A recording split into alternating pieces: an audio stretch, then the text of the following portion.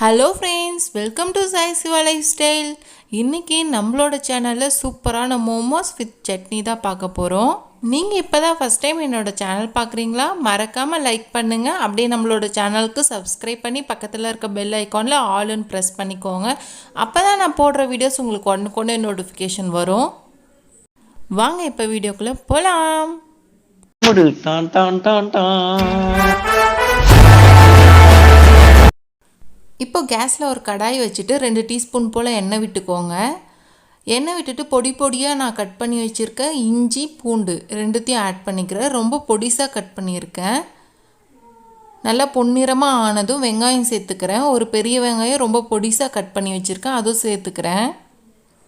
சேர்த்துட்டு நல்லா வதக்கிக்கோங்க. நல்லா கோல்டன் ப்ரௌன் வர்ற வரைக்கும் வதக்கிக்கலாம். இப்போ பார்த்திங்கன்னா நல்லா கோல்டன் ப்ரௌன் கலரில் வந்துடுச்சு. இப்போ தேவையான காய்கறிகள் எல்லாம் சேர்த்துக்கலாம். நான் இன்றைக்கி கேரட் பொடிசாக கட் பண்ணி வச்சுருக்கேன். பீன்ஸும் ரொம்ப மெல்லிஸாக கட் பண்ணி வச்சுருக்கேன், அதையும் சேர்த்துக்கிறேன். எங்கள் வீட்டில் அதிகமாக கோஸ் சாப்பிட மாட்டாங்க, அதனால் நான் கொஞ்சமாக சேர்த்துக்கிறேன். நீங்கள் உங்கள் விருப்பம் போல் எவ்வளோ காய்கறி சேர்க்கணுமோ சேர்த்துக்கோங்க. இதில் காளான் போட்டாலும் சூப்பராக இருக்கும். இப்போ தேவையான அளவு உப்பு ஆட் பண்ணிக்கிறேன்.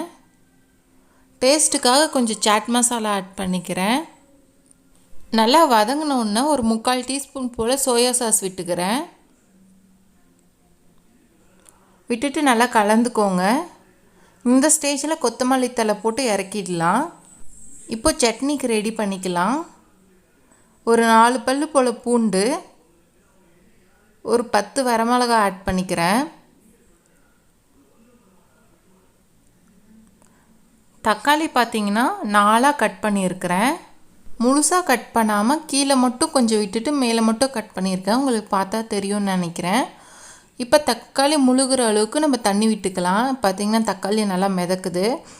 இது ஒரு லெட் போட்டு ஒரு 1/4 மணி நேரம் போல் கொதிக்க வச்சுக்கலாம்.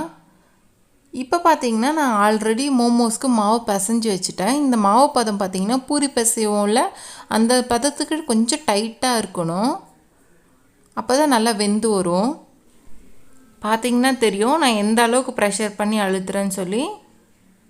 இந்த அளவுக்கு டைட்டாக பிசைஞ்சுக்கோங்க. கூட உப்பு கொஞ்சம் சேர்த்துக்கோங்க. மைதா மாவு, உப்பு, தண்ணி இது 3த்தையும் கலந்து பிசைஞ்சு வச்சுக்கோங்க. இப்போ இதை நான் திரட்டிக்கிறேன்.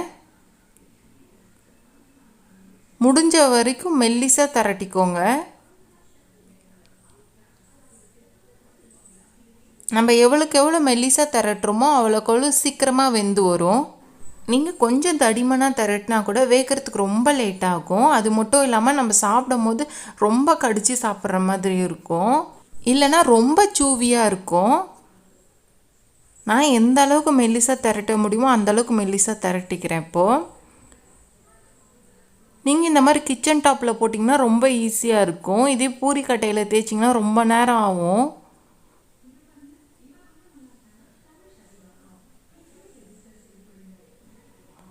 பார்த்திங்கன்னா தெரியும் நான் எந்த அளவுக்கு திரட்டி இருக்கேன்னு சொல்லி.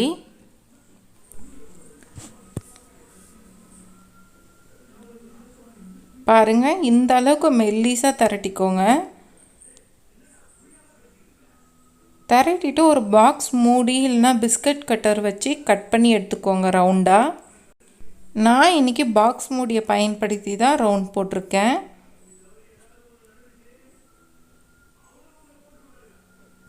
இதே போல் எல்லாத்தையும் கட் பண்ணி எடுத்துக்கோங்க. இந்த சைடில் இருக்கிற வேஸ்ட் எல்லாமே திருப்பி திரட்டி கட் பண்ணி எடுத்துக்கோங்க. இந்த மாதிரி தனித்தனியாக எடுத்து வச்சுருங்க. இப்போ ஃபில்லிங் எடுத்து அதுக்குள்ளே போட்டுக்கலாம். நான் இன்றைக்கி கொள்ளுக்கட்டை செய்வாங்கள்ல, அது போல் தான் மோமோஸ் செய்ய போகிறேன். 1 பை 1ஆக மடிப்பு மாதிரி மடிச்சிங்கன்னா ஈஸியாக வரும். உங்களுக்கு பார்த்தாவே புரியும்னு நினைக்கிறேன். ஒரு மடிப்பும் எடுத்து மடிப்புக்கு மேலே விடணும். லாஸ்ட்டாக இந்த மாதிரி மேலே திரட்டி விட்டுக்கணும், அதாச்சும் இழுத்து விட்டுக்கணும். இழுத்து விட்டுட்டு ஒரு ப்ரெஸ் பண்ணிக்கோங்க. அப்போ கரெக்டாக மோமோஸ் மாதிரி வந்துடும். இன்னொரு மெத்தட் பார்த்திங்கன்னா செஞ்சு காட்டுறேன். இது ஒரு சைடு மட்டும் பண்ணிவிட்டு இன்னொரு சைடு இருக்கிறத அப்படியே ப்ரெஸ் பண்ணி விட்டுக்கணும் ப்ளைனாக. இது ரொம்ப சிம்பிளாக தான் இருக்கும். நாம் செஞ்ச செகண்ட் மெத்தட் வந்து பார்க்க கொஞ்சம் அன்ஈவனாக இருக்குன்றதுக்காக நான் ஃபஸ்ட் மெத்தட்லேயே, அதாவது கொள்ளுக்கட்டை மெத்தட்லேயே செஞ்சுருக்கேன் எல்லாத்தையும். உங்களுக்கு காட்டுறதுக்காக அந்த செகண்ட் மெத்தட் செஞ்சேன். இப்போது இட்லி பாத்திரத்தில் பட்டர் இல்லைன்னா ஆயில் தேய்ச்சிக்கோங்க கீழே, அப்போ தான் ஒட்டாமல் வரும்.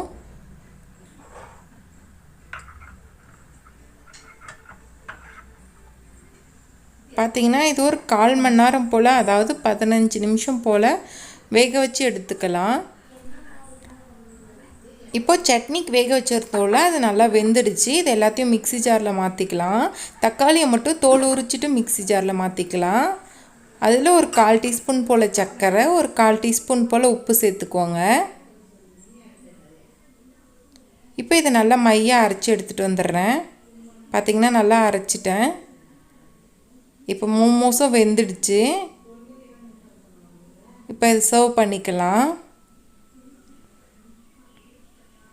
அவ்வளோதான், சூப்பரான மோமோஸ் ரெடி ஆகிடுச்சு. நீங்களும் இதே மாதிரி உங்கள் வீட்டில் ட்ரை பண்ணி பாருங்கள். பார்த்துட்டு எப்படி இருந்ததுன்னு என்னோடய கமெண்ட் செக்ஷனில் ஷேர் பண்ணுங்கள். இந்த வீடியோ உங்களுக்கு பிடிச்சிருக்குன்னு நான் நம்புகிறேன். பிடிச்சிருந்தா எனக்கு ஒரு லைக் பண்ணி சப்ஸ்கிரைப் பண்ணி பக்கத்தில் இருக்க பெல் ஐக்கானில் ஆல்னு ப்ரெஸ் பண்ணிக்கோங்க. அப்போ தான் நான் போடுற யூஸ்ஃபுல்லான வீடியோஸ் உங்களுக்கு உடனே நோட்டிஃபிகேஷன் வரும். இன்னொரு சூப்பரான டிஷ்ஷோடு உங்களை சந்திக்கிறேன். அது வரைக்கும் பாய்.